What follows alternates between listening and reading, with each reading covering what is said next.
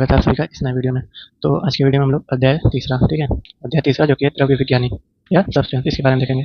तो द्रव्य विज्ञानी में हम लोग क्या क्या पढ़ना है, सबसे पहले द्रव्य का परिचय देखना है, द्रव्य शब्द की उत्पत्ति देखनी है, द्रव्य के लक्षण देखने हैं, द्रव्य का वर्गीकरण, द्रव्य की संख्या देखनी है, फिर पंचमहाभूत के बारे में विस्तार से बात करेंगे, फिर काल देखेंगे हम लोग, फिर दिक्क देखेंगे, फिर आत्मा देखेंगे, ठीक है, आत्मा के बाद पुरुष देखेंगे, मन देखेंगे, पंचभूत और त्रिगुण की क्रमशः देह प्रकृति और मानव प्रकृति में भूमिका देखेंगे, तम का दशम द्रव्य के रूप में वर्णन और द्रव्य का आयुर्वेद में व्यवहारिक महत्व, ठीक है। तो इतने सारे हम लोग टॉपिक पढ़ने हैं, तो आइए शुरू करते हैं। तो सबसे पहले हम लोग देख रहे हैं द्रव्य का परिचय, ठीक है, इंट्रोडक्शन टू द्रव्य।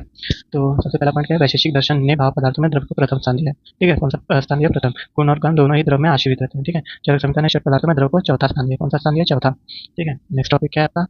द्रव्य शब्द की उत्पत्ति। द्रव्य शब्द की उत्पत्ति कहाँ से हुई है? दो गतौ धातु में यद प्रत्यय लगकर द्रव्य यह शब्द बना है, इसका अर्थ है गति। द्रव्यति गच्छति परिणामिति द्रव्यम, जो परिणाम को प्राप्त होता है वो उसे द्रव्य कहते हैं, ठीक है। तो क्या यहाँ दूसरा डेफिनेशन है, द्रव्यति गच्छति संयोग विभाग द्विगुण आदि गुण गुण अनिति व द्रव्य, जो संयोग और विभाग को प्राप्त होता है उसे द्रव्य कहते हैं, ठीक है। नेक्स्ट देखते हैं द्रव्य के लक्षण। तो वैशेषिक दर्शन के अनुसार क्या बताया गया? क्रिया गुणवत्त समवायी कारण मिति द्रव्य लक्षण, क्रिया और गुणयुक्त एवं समवायी कारण ये द्रव्य के लक्षण है, ठीक है। तो आइए सारे पॉइंट को एक बार देख लेते हैं। क्रिया और गुणयुक्त, क्रिया और गुण सदैव द्रव्य में आश्रित होते हैं, क्रिया और गुण या कर्म में आश्रित नहीं होते, ठीक है। यहाँ क्रिया द्रव्य में आश्रित रहती है ऐसा कहा गया, परंतु क्रिया सर्वव्यापी द्रव्य जैसे आकाश, काल, दिशा आदि को छोड़कर सभी द्रव्य में रहती है, ऐसा समझना चाहिए। समवायी कारण का अर्थ क्या है? द्रव्य को समवायी कारण कहा गया, यह यहाँ गुण और कर्म का समवायी कारण, ऐसा अर्थ लेना चाहिए। नित्य संबंध को समवाय संबंध कहा जाता है। उत्पन्न होने वाले गुण और कर्म, जिस द्रव्य के गुण कर्म है उस द्रव्य में वे समवाय संबंध रहते हैं, ठीक है। नेक्स्ट क्या डेफिनेशन देख लेते हैं चरक संहिता के अनुसार। क्या बताया गया? यत्र आश्रिता कर्म गुणा कारणम समवायी यत् तत् द्रव्य, कर्म और गुण जिसमें समवाय संबंध से आश्रित हो और जो द्रव्य गुण कर्म का समवायी कारण हो उसे क्या कहते हैं? द्रव्य कहते हैं, ठीक है।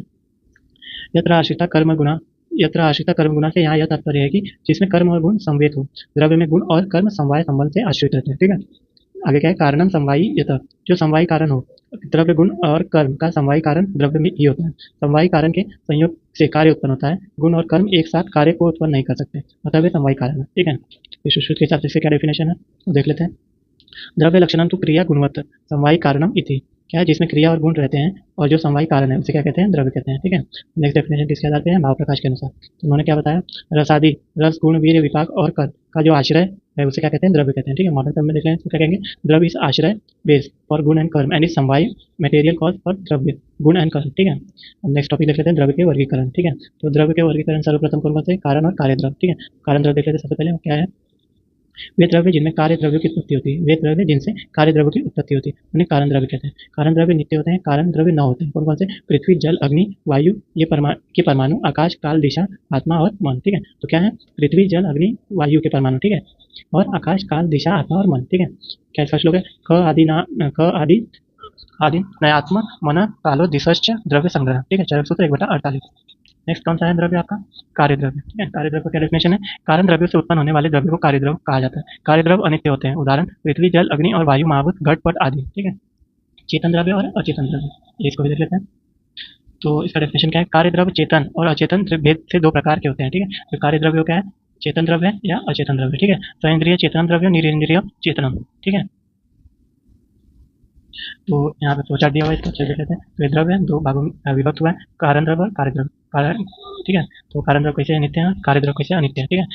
जो कारण द्रव्य कितने होते हैं? 9 होते हैं, ठीक है। कौन कौन से? पृथ्वी परमाणु, जल परमाणु, अग्नि परमाणु, वायु परमाणु, फिर आकाश, काल, दिशा, आत्मा और मन, ठीक है। जो कार्य द्रव्य क्या है? पृथ्वी, जल, अग्नि और वायु, महाभूत, ठीक है। ये दो प्रकार के होते हैं, चेतन द्रव्य जो सइंद्रिय होते हैं, अचेतन द्रव्य जो निरिंद्रिय होते हैं, ठीक है।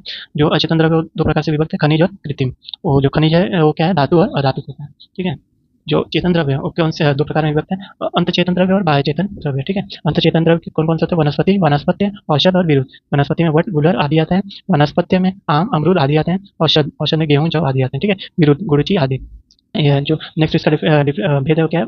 बाह्य प्रयत्न चेतन द्रव्य। इसमें कौन कौन से? जरायुज जो कि मनुष्य, अंडज, पक्षी, सर्प आदि से, स्वेदज, कृमि और उद्भिज इंद्रगोप से, ठीक है। तो आइए एक डेफिनेशन इसके देख लेते हैं। तो सबसे पहले चेतन द्रव्य, ठीक है। तो क्या बताया इसमें?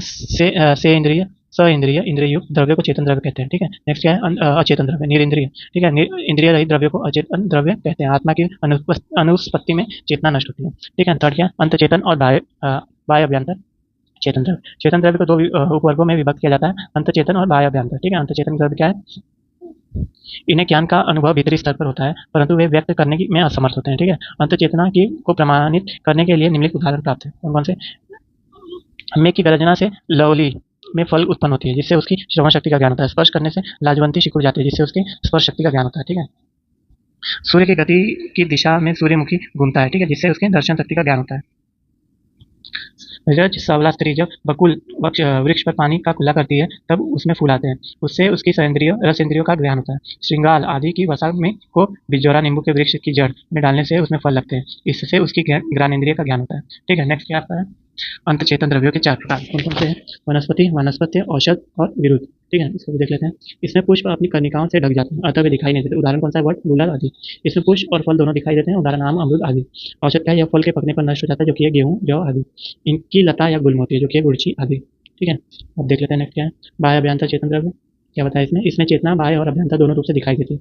बाह्य अभ्यंतर चेतन द्रव्य के 4 भेद कौन कौन से भेद हैं इसके? जरायुज, अंडज, स्वेदज और उद्भिज, ठीक है। इसको देख लेते हैं। जरायु या प्लासेंटा से जन्म लेने वाले जरायुज कहते हैं, उदाहरण कौन है? मनुष्य आदि। अंडों से उत्पन्न होने वाले को अंडज कहते हैं, उदाहरण कौन है? सर्प, पक्षी आदि। स्वेद से उत्पन्न होने वाले को स्वेदज कहा जाता है, उदाहरण कौन है? कृमि, कटी आदि, ठीक है। पृथ्वी के भीतर से उत्पन्न होने वाले द्रव्य को उद्भिज कहते हैं, उदाहरण कौन है? इंद्रगोप आदि, ठीक है। तो कौन सा है इसका?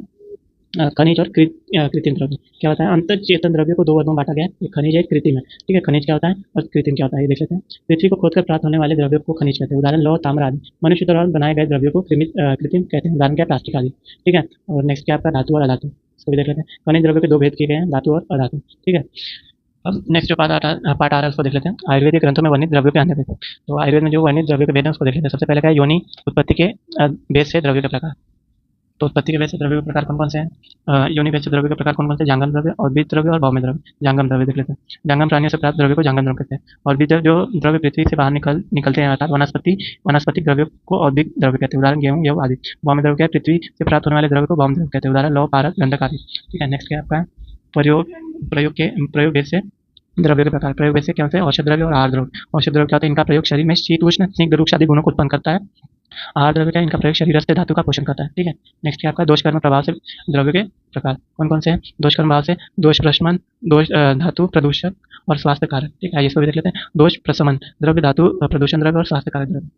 क्या बताया गया इसमें? दोषों का शमन करने वाले द्रव्य को दोष प्रशमन कहते हैं, उदाहरण क्या है? गुड़ची त्रिदोषात्मक है। धातु को दूषित करने वाले द्रव्य को धातु प्रदूषक कहते हैं, उदाहरण क्या है? विष आदि। शरीर को स्वस्थ अवस्था में बनाए रखने के लिए जिस द्रव्य का उपयोग होता है उसे स्वास्थ्य कारक द्रव्य या स्वस्थ हित द्रव्य कहते हैं, उदाहरण क्या है? गेहूं, शाली आदि, ठीक है। नेक्स्ट क्या है आपका? रस भेद से द्रव्य के प्रकार कौन कौन से प्रकार है? मधुर स्कंद, अम्ल स्कंद, लवण स्कंद, कटु स्कंद, तिक्त स्कंद और कसाय स्कंद, ठीक है। एक एक देख लेते हैं इसके भी। मधुर स्कंद के द्रव्य कौन कौन से? जीवक, ऋषभक, जीवंती, वीरा, ताम्लकी, काकोली, क्षीर काकोली, मृदक पर्णी, मांसपर्णी, शालपर्णी, कृष्णपर्णी, मधुपर्णी, मेधा, महामेधा आदि, ठीक है। नेक्स्ट क्या आपका है? अम्ल स्कंद के द्रव्य कौन कौन से? आम्र, आम्रातक, लचूच, कर्ममद, वृक्षामल, अम्लवेतस, बदर, डाडिम, मातुलुंग, गंडीर, आम्लक, तीन तीन तीन तीन डिक, दंशक और आदि। फिर क्या आपका है? नेक्स्ट आपका है लवण स्कंद के द्रव्य, जो कि आपके सैंधव, सर्वचल, काल, वीड़, पाक्य, सामुद्र, रोमक आदि, ठीक है। नेक्स्ट आप देख लेते हैं क्या है आपका? कटु स्कंद के द्रव्य है पिपली, पिपलीमूल, हस्तिक पिपली, चव्य, चित्रक, श्रृंगवे, मरीच, अजमुदा, आदरक, विडंग आदि, ठीक है। नेक्स्ट आपका है तिक्त स्कंद के द्रव्य है, ठीक है। इसमें क्या क्या आते हैं? चंदन, नलद, कृतमाल, नक्तमाल, निम्ब, तुम्बरू, कुटज, हरिद्रा, दारू हरिद्रा, मुस्ता, मुरवा, करात, तिक्त, ठीक है आदि। नेक्स्ट क्या आपका है? कषाय स्कंद के द्रव्य, इसको भी देख लेते हैं। तो प्रियंगु, अनंता, आम्रस्ति, अम्रष्टिकी, कटवंग, लोप्र, मरोचक, मोचरस, समंगा, धात्व, पुष्प, पद्म केसर आदि, ठीक है। नेक्स्ट 5वां क्या है? आहार द्रव्य भेद से द्रव्य के प्रकार, ठीक है। तो इसके भी प्रकार देख लेते हैं कौन कौन से? शुक्र, धान्य, शमी, मांस, शाक, फल, हरित, मध, जल, गोरस, इक्षु, कृतान और आहारो उपयोगी, ठीक है। तो इसके एक एग्जाम्पल देख लेते हैं जो भी इसमें दिया है। तो सबसे प्रथम क्या है? सुख धान्य, इसमें कौन से हैं? शाली, गोधुम आदि। समी धान्य में क्या है? मुगद, मुदक, मांस आदि, ठीक है। मांस में क्या है? प्रसह और भूमिशय और वारिशय और आदि। शाक में क्या है? त्रपुष, मकोए, ठीक है, और आदि। फल में क्या है? मुनक्का, खजूर, ठीक है। हरित में क्या है? अदरक, नींबू आदि। मध में क्या है? अरिष्ट, आसव आदि। जल में क्या है? दिव्य, भौम्य आदि। गोरस में क्या है? गोदूत, दधि आदि। इक्षु में क्या है? इक्षुरस, गुड़ आदि। कृतान में क्या है? पेया, विलेपी, मंड आदि। आहार उपयोगी में क्या है? तैल, लवण आदि, ठीक है। तो सुश्रुत संहिता के अनुसार क्या है, द्रव्य द्रव्य वर्ग और अन्य द्रव्य वर्ग, ठीक है। तो सुश्रुत संहिता के अनुसार दो है, कौन कौन से, जल वर्ग आएंगे द्रव्य द्रव्य वर्ग में, क्षीर वर्ग आएंगे, दधि वर्ग आएंगे, तक्र वर्ग आएंगे, घृत वर्ग आएंगे, तैल वर्ग आएंगे, मधु वर्ग आएंगे, इक्षु वर्ग आएंगे, मध्य वर्ग आएंगे और मूत्र वर्ग आएंगे, ठीक है। तो लिक्विड द्रव्य और अन्य द्रव्य क्या है, शाली वर्ग है, कुधान्य वर्ग है, वेदक आदि वर्ग है, मांस वर्ग है, फल वर्ग है, शाक वर्ग है, पुष्प वर्ग है, स्कंद वर्ग है, लवण वर्ग है, कृतांत वर्ग है, भक्ष्य वर्ग है और अनुपान वर्ग है, ठीक है।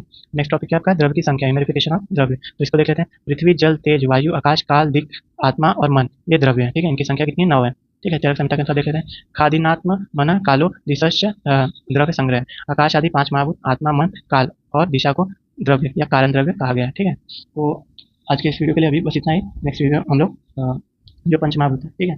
तो पंचमहाभूत में जो भी है आकाश वायु अग्नि जल पृथ्वी और ठीक है पृथ्वी, बाकी आत्मा मन काल और दिशा, ठीक है। ये सारे जो द्रव्य हैं इसके बारे में हम लोग विस्तार से देखेंगे, ठीक है।